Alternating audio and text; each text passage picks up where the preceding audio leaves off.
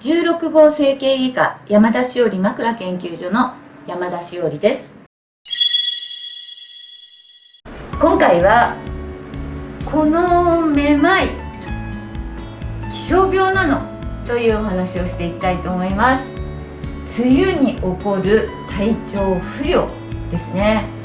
これ少なからず誰でも少しは経験したことがあると思うんですけれども、当院にいらっしゃる患者様の中にはもう本当にお辛くて、もう梅雨が来るのが怖いっていう方もいらっしゃるんですね。早く梅雨が終わんないかな、この季節の変化、この時期が辛いっていう方が大勢いらっしゃる。ですので、ぜひこの動画を通して皆様にどうやって対処していけばいいのかということをお知らせしたいと思います。温度、湿度、気圧の変動、上がる時もあるけど下がる時もある、要はこの変動ですよ。変動が自律神経をアンバランスにするわけです。バランスが悪くなるわけですね。そうするとさまざまな体調不良が起こります。中でもよく起こるのが頭痛とめまいなんですね。頭痛は以前に私たちのこの YouTube でもしっかりご説明をしましたので、多くの意見もいただいたしご質問もいただきました。そこで今回はめまいについてお話をしていきたいと思います。2大症状、気象病の2大症状、頭痛とめまいの今日はめまいについてお話したいと思います。私耳鼻科の先生とちょっとお話をしたんですけれども、耳鼻科領域ではですね、このめまい、それから難聴、耳が聞こえにくい、そして耳鳴り、ジーとかザーとか耳鳴りですね、こういったものっていうのは結構この気圧変動と関連があるっていうことが近年研究でもいろいろと分かってきてるみたいなんですよ。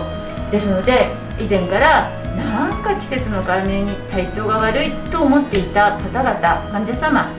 実はそれにはメカニズムがあって原因があるのだということ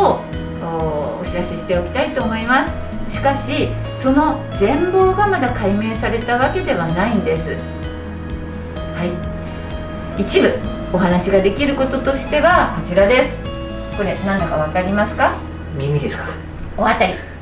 この耳の中に内耳という部分があります。この内耳には気圧センサーがあるんですよ。ここがまさにこのめまいをコントロールしている場所なんですね。気圧センサー、内耳の中にあるんだっていうことを覚えておいてくださいね。はい、わかりました。はい。なんかお母様が結構めまいがひどいと聞きましたけれども、そうなんですか？はい、普段から梅雨時期になると、めまいがひどいなって言ってます。今のお話にあったように結構この女性ですね、女性、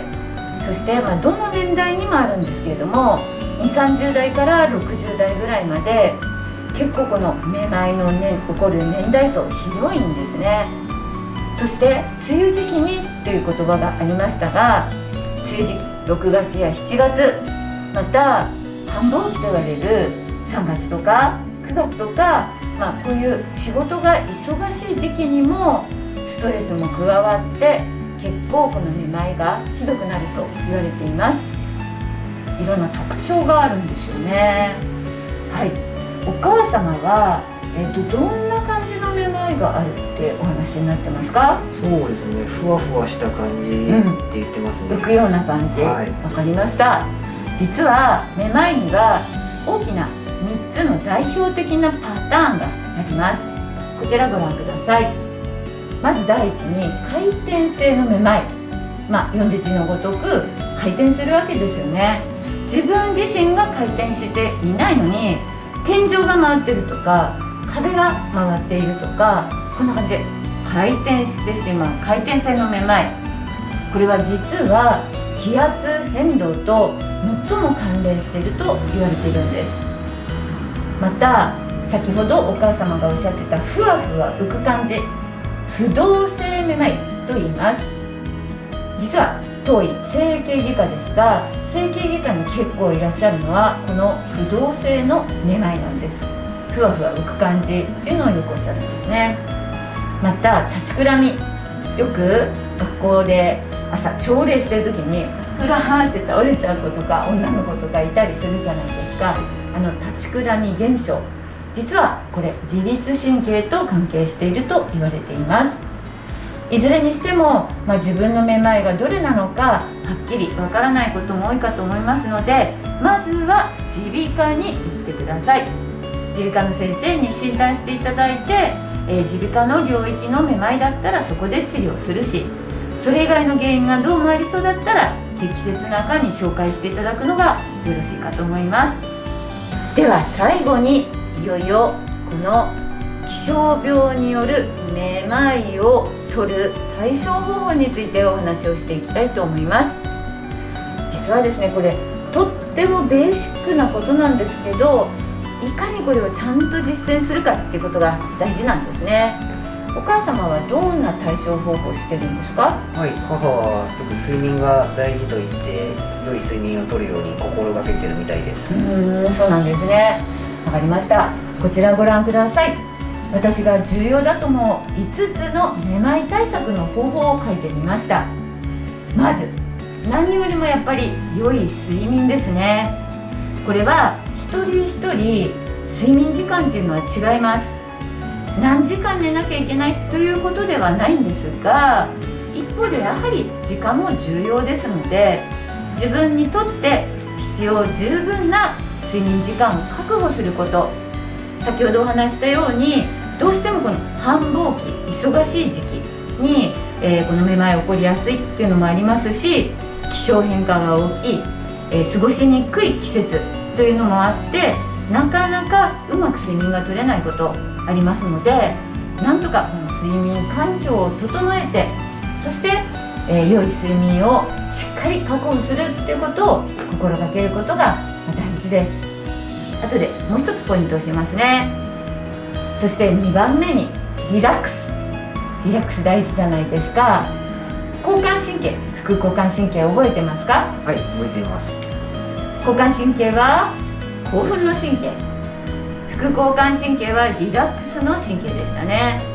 この交感神経、副交感神経の自律神経のバランスを整えることが、とっても大事になってきます。例えば自分でリラックスするのってどんな時ですか？やはりお風呂に入ってふーっとリラックスする時です。いいですね。毎日できますね。いかにこのリラックスを自分で工夫してしっかりとるかということが大事。お風呂に入ってリラックスする人もいれば、好きな本を読んだり、寝る前に少しビデオを見たり、何か自分にとってリラックスできるものというのを生活の中で決めといて、定期的にそれを取り入れていく生活のバランスもできますね。はい、次に生活のリズムっていうのは、朝起きてから寝るまでの間のこの生活のリズム、スケジュールですね。日々毎日違うリズムで生活していたら、人間って結構くたびれて自律神経すり減ってしまうんですね。なので何時に起きる、何時に寝る、そして何時に食事をしてどういう生活をするかっていうリズム付けをしておくと、淡々とそれをこなし、しっかりと夜になったら眠れるということで、この生活のリズム結構大事なんです。では次に薬の治療。どうしてもこのめまいがひどいと、薬欲しいなって思うのは分かりますよね。お母様何か薬使ってますか？なんか薬は飲んでるみたいですけど。市販薬ですか？それとも病院で処方されているお薬ですか？市販薬みたいですね。実はこの市販薬の中でも気象病に効くというお薬、トラベルミンというお薬があるんですよ。これは結構注目されているお薬で、これを飲むと実は私の患者様も結構楽になるとおっしゃってました。ただしこの市販薬でいいのか、病院で処方されるお薬がいいのかは、きちっとしたこの診断ということが大事なんです。診断を受けた上で適切なお薬を使わないと、薬局に行って安易に買えるからといって市販薬に頼ってしまうっていうのは決していいことではないので、しちっと診断した上でお薬を使うということを心がけてください。中には予兆といってめまいが起こる前に予感予兆があるって方もいるそうで、この予兆の時に飲む薬っていうのもあるようですので、ぜひ耳鼻科の先生に相談をしてみてください。最後です。最後は耳の体操。これは以前に別の YouTube で耳の体操を教えましたよね。はい、概要欄に貼っておきますので、ぜひ皆さんそちら参考にして私たちと一緒に耳の体操もしてみてください。今日はこの気象病によるめまいということについて、どんな人に多いのか、そしてどんな対処方法を知った方がいいのかまで通してお話をしてきました。どうですか？理解していただけましたか？わかりました。お母さんにもぜひこの話伝えていただいて、少しでもめまいが減るように梅雨の時期、繁忙期、過ごし方を工夫していただければと思います。この動画をご覧くださった皆さん、高評価、チャンネル登録お待ちしています。よろしくお願いいたします。